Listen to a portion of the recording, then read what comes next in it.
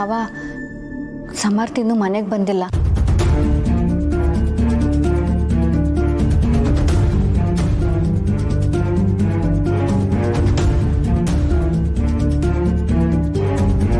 ತುಳಸಿಯವರೇ, ಧೈರ್ಯವಾಗಿರಿ. ಅವಿ ಅಭಿ ಇಬ್ರು ಹೋಗಿದಾರಲ್ವಾ, ನನ್ನ ಮಕ್ಕಳಿಗೆ ಏನೂ ಆಗೋದಿಲ್ಲ.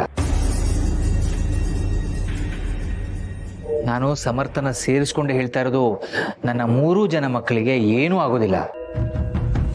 ಅದೇನೋ ಗೊತ್ತಾಗ್ತಿಲ್ಲ ಮಾಧವ್ ಅವರೇ. ಅಕಸ್ಮಾತ್ ನನ್ನ ಮಕ್ಳಿಗೆ ಏನಾದರೂ ಆದರೆ ಆ ದೇವ್ರ ಮೇಲೆ ನನಗೆ ನಂಬಿಕೆನೆ ಹೊರಟೋಗುತ್ತೆ. ಈಗ ನಾನು ನಂಬಿರೋದು ಆ ದೇವ್ರನ್ನ ಮಾತ್ರ. ಆ ದೇವ್ರು ಇರೋದೇ ಆದರೆ, ಒಳ್ಳೆತನ ಉಳಿಯೋದೇ ಆದರೆ ನನ್ನ ಮಕ್ಳಿಗೆ ಏನೂ ಆಗಲ್ಲ. ನನ್ನ ಮಕ್ಳು ಕ್ಷೇಮವಾಗಿ ಮನೆಗೆ ಬರ್ತಾರೆ ಅಲ್ವಾ? ನಿಮ್ಮ ನಂಬಿಕೆ ಸುಳ್ಳಾಗೋದಿಲ್ಲ ತುಳಸಿಯವರೇ. ಒಳ್ಳೆಯವ್ರ ಜೊತೆ ದೇವ್ರು ಇದ್ದೇ ಇರ್ತಾನೆ. ಧೈರ್ಯವಾಗಿರಿ. ಮಾವ, ಅಮ್ಮ ತುಂಬಾ ಭಯ ಪಡ್ತಿದ್ದಾರೆ. ಆಗ್ಲಿಂದ ಏನೂ ತಿಂದೂ ಇಲ್ಲ. ಸರಿ, ನೀನು ಹೋಗಿ ಅವರಿಗೆ ಜ್ಯೂಸ್ ತಗೊಂಬರ್ತೀಯ.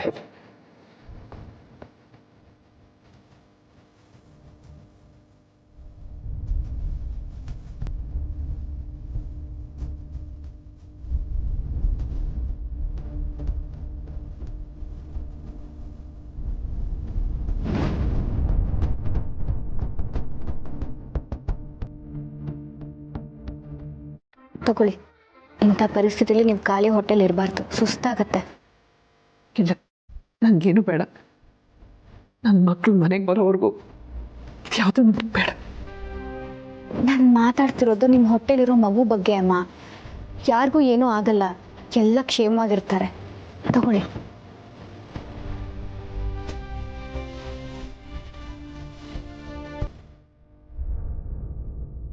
ಏನೂ ಆಗಲ್ವಾ? ಇದೆಲ್ಲ ಇನ್ನು ಶುರು ಅಷ್ಟೇ. ಇದೇ ರೀತಿ ಒಬ್ಬೊಬ್ಬರನ್ನೇ ಕಳ್ಕೊತಾ ಹೋಗ್ತೀಯ ತುಳಸಿ. ಈ ಗಾಬರಿ, ಆತಂಕ, ಭಯ ಇಲ್ಲಿಗೆ ನಿಲ್ಲಲ್ಲ. ಇನ್ನು ಮುಂದೆ ಪ್ರತಿ ದಿನ ಪ್ರತಿ ಕ್ಷಣ ಹೀಗೆ ಒದ್ದಾಡಬೇಕು. ನಿನ್ನ ನೋಡಿ ಮಾಧವ ನರಳಾಡಬೇಕು. ಇಡೀ ಮನೆ ಸ್ಮಶಾನ ಆಗಬೇಕು. ಇದನ್ನೆಲ್ಲ ನೋಡಿ ನನ್ನ ಅಕ್ಕನ ಆತ್ಮಕ್ಕೆ ಶಾಂತಿ ಸಿಗಬೇಕು.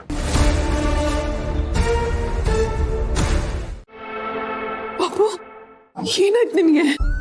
ಪುಣ್ಯಕ್ಕೇನು ಆಗಿಲ್ಲ ಅಮ್ಮ. ಇಬ್ರು ಬರೋದು ಸ್ವಲ್ಪ ಲೇಟ್ ಆಗಿದ್ದಿದ್ರು ಪ್ರಾಣ ಉಳಿತಿರ್ಲಿಲ್ಲ.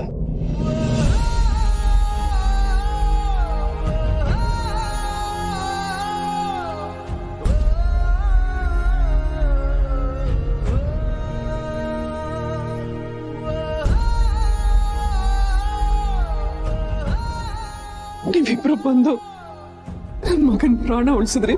ಅಮ್ಮ, ಇವನು ನಿಮ್ಮ ಮಗ ಅಂದಮೇಲೆ ನನಗೆ ತಮ್ಮ ತಾನೆ. ತಮ್ಮನ್ನ ಕಾಪಾಡ್ಕೊಳ್ಳೋದು ನಮ್ಮ ಕರ್ತವ್ಯ ಅಲ್ವಾ? ನಾವಿರೋವರೆಗೂ ಈ ಮನೆಯಲ್ಲಿ ಯಾರಿಗೂ ಏನೂ ಆಗಲ್ಲ. ಹಾಗಾದ್ರೆ ನಾವು ಬಿಡೋದು ಇಲ್ಲ. ಅದು ಹಾಗಲ್ಲ ಅವಿ. ಅಪ್ಪ ಅಮ್ಮ ಆಶೀರ್ವಾದ ಇರೋವರೆಗೂ ನಮ್ಗೆ ಯಾರಿಗೂ ಏನೂ ಆಗಲ್ಲ.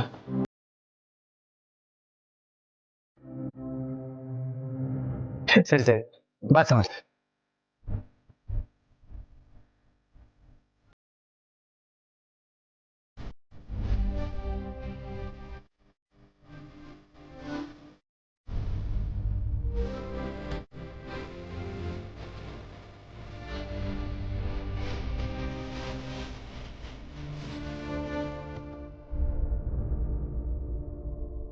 ಅಲ್ಲ ಸಮರ್ಥ್, ನಿನ್ನ ಮೇಲೆ ಅಟ್ಯಾಕ್ ಮಾಡುವಂಥವ್ರು ಯಾರಿದ್ದಾರೆ? ಗೊತ್ತಿಲ್ಲ ಸರ್. ಯಾರು ಏನು ಎತ್ತ ಯಾಕೆ ನನ್ನ ಮೇಲೆ ಅಟ್ಯಾಕ್ ಮಾಡಿದ್ರು ಯಾವುದು ನನಗೆ ಗೊತ್ತಿಲ್ಲ. ನನಗೆ ಶತ್ರು ಅಂತ ಯಾರೂ ಇಲ್ಲ.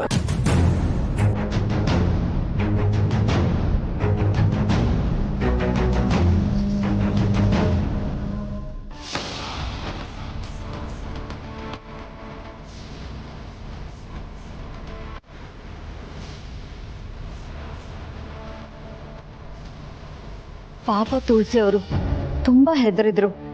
ಅಂತೂ ಸಮರ್ಥನ ಕಾಪಾಡ್ಬಿಟ್ರಿ.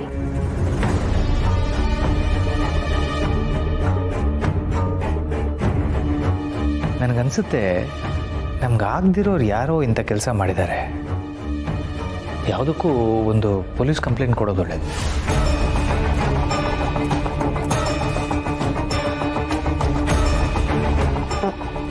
ಬಾವಾ, ನೀವು ಹೇಳ್ತಾ ಇರೋದೇನೋ ನಿಜ.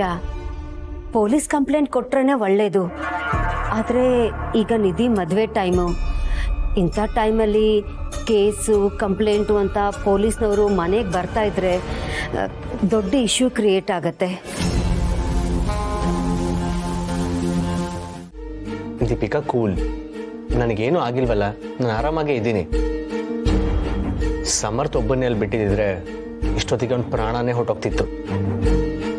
ಸರಿಯಾದ ಸಮಯಕ್ಕೆ ನಾನೊಬ್ರು ಹೋಗಿದ್ದಕ್ಕೆ ಯಾವುದೇ ಅನಾಹುತ ಆಗಲಿಲ್ಲ.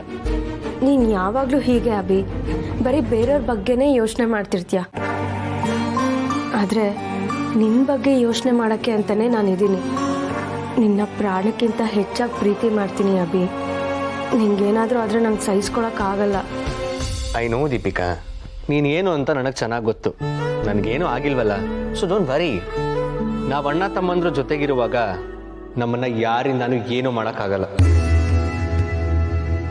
ಅಂದ್ಹಾಗೆ ನಿಮ್ಮ ಡ್ಯಾಡ್ ಇವತ್ತಿದ್ದಕ್ಕಿದ್ದ ಹಾಗೆ ಕಾಲ್ ಮಾಡಿ ಬರಕ್ಕೆ ಹೇಳಿದ್ರಲ್ಲ, ಹೇಗಿದ್ದಾರೆ?